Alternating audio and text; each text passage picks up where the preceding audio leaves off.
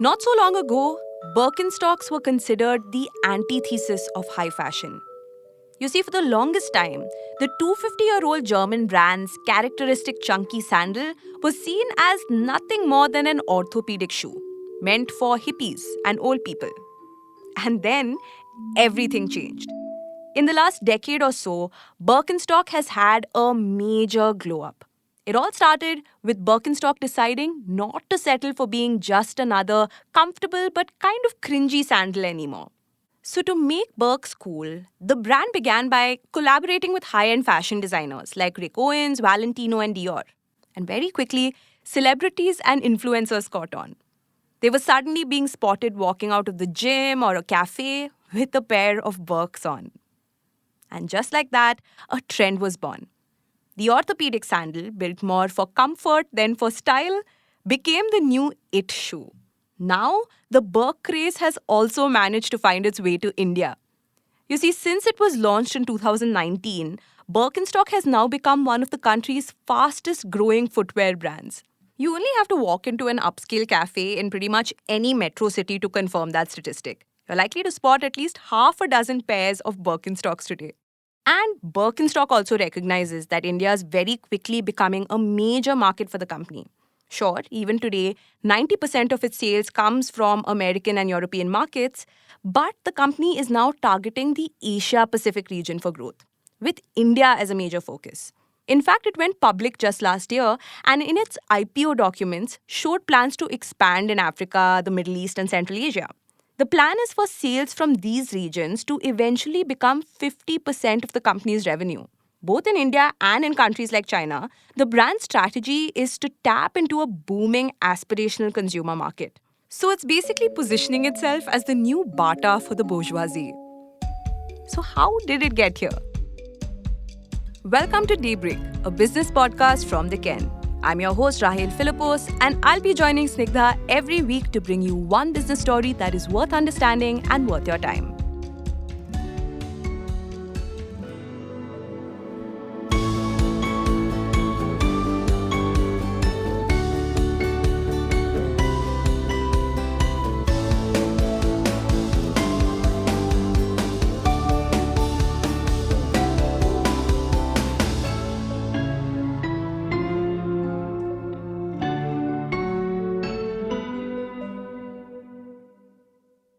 Birkenstock has been around for more than 200 years. So, why is it having its moment only now? Well, to fully get a sense of that, we need to really understand the brand and what it represents. You see, when Birkenstock was founded 2 centuries ago in Germany, it didn't actually sell shoes. It sold insoles. And I mean those cork, flexible insoles which are now the footbeds of the Birks we wear today. These footbeds are made in a way that evenly distributes your weight and then reduces pressure points and friction. And that's the reason behind the incomparable comfort of a Birkenstock sandal. Now, the one thing the brand has been clear on throughout is that they will always be about function. They've always prioritized foot health over aesthetics. And as a result of that, for the longest time, they were written off as ugly sandals for old people and for hippies.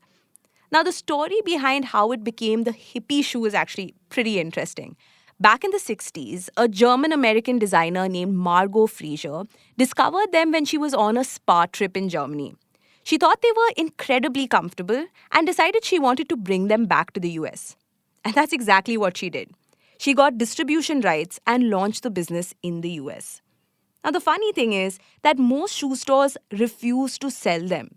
So she resorted to selling them at certain health food stores where a lot of hippies used to shop. And just like that, the brand got its hippy-dippy reputation. But from time to time, Birks would still suddenly pop up on high fashion runways. Like in 2012, when the luxury fashion brand Celine had models wear fur-lined Birkenstocks during a fashion show. So every summer, Birks would suddenly pop up in the occasional fashion magazine. But their real moment of reckoning came about a decade ago. This was largely thanks to a massive fashion movement called normcore. You can think of it almost as anti-fashion. Suddenly, conventional aesthetics just weren't cool anymore. So shoes with chunky silhouettes like Crocs or what a lot of people call the classic dad shoe was suddenly all the rage. And another sandal that fit the Normcore bill was the Birkenstock. That trend has actually lasted for a decade now. In fact, the brand hit peak pop culture just last year when Barbie swapped her glittery heels for sturdy Birks in her eponymous movie. So, what about India? How did the sandal get popular here? More on that in the next segment. When it comes to its entry in India, Birkenstock's timing was interesting. You see, it launched right in the thick of the pandemic. But that actually seemed to be exactly why the brand took off almost immediately. And it's pretty easy to guess why. Because during the pandemic, when we were all at home, comfort and wellness brands did supremely well. So the time was ripe for Birkenstock's debut. But the only snag in its plan was pricing. You see, Birkenstock sandals don't come cheap. They cost anywhere between 4 to 12,000 rupees.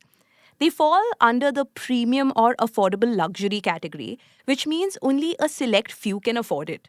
In fact, that's central to Birkenstock's strategy. It keeps its allure alive by limiting supply and keeping the price point pretty high. So, for context, the company runs a tight ship where it controls manufacturing with an iron fist and handpicks distributors in new regions.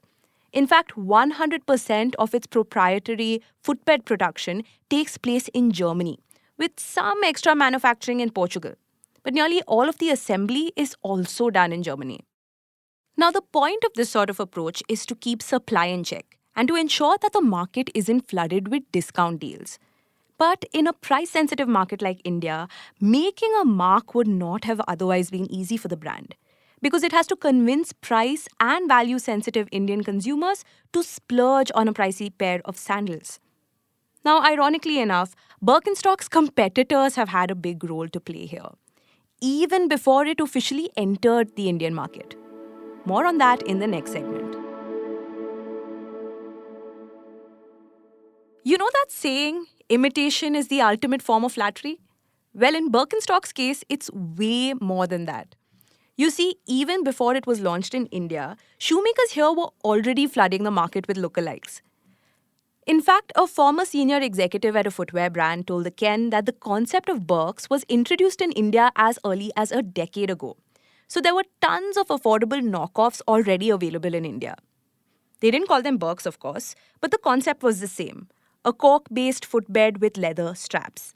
They were also far more affordable, priced anywhere between 1,000 rupees and 3,000 rupees. Now, what ended up happening was that all these replicas were almost like pre-launch buzz for the brand. So it was able to build a loyal customer base even before it officially arrived in the country. But now that it has entered the Indian market, these copycat sandals could stifle Birkenstock's growth. You see, Birkenstock's strategy, which involves expanding through D2C and B2B channels and opening premium mono-brand stores, has been working well for it so far. But to keep its momentum, it needs to tackle the challenge of imitations. One way that Birkenstock is doing that is by going all out with marketing. In fiscal year 2023, it spent about 11% of its sales on advertising and promotion. In comparison, Metro Brands, which is a multi-brand footwear retail company that sells brands like Mochi and Crocs, spent only around 2.5% of its sales on advertising and promotions during the same period. Now, the Ken spoke to Harmanpreet Singh, the founder of Prath Ventures, a venture capital firm in the consumer space. He broke down the Birkenstock strategy in India for us. He said that the company is deploying its resources and focusing more on its D2C strategy, both online and offline, while using marketplaces primarily to build brand awareness. Things seem to be going well for Birkenstock, but it really has its work cut out for it. You see, as things stand today, even Crocs, which entered India a decade ago, has not yet built a 1,000 crore brand. That title is still held by mass brands like Campus and Bata. So it'll take a while for Birkenstock to achieve the scale in footwear that, say, Japanese brand Uniqlo or Swedish brand H&M has in apparel. But all is well as long as cash-flush people in upscale parties continue flaunting their Birkenstocks as status symbols.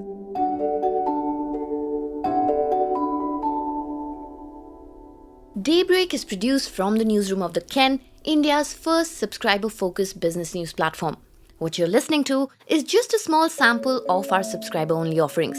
A full subscription unlocks daily long-form feature stories, newsletters, and podcast extras. Head to theken.com and click on the red subscribe button on the top of the website. Today's episode was hosted by Rahil Philippos, produced by me, Snigdha Sharma, and edited by Rajiv CN.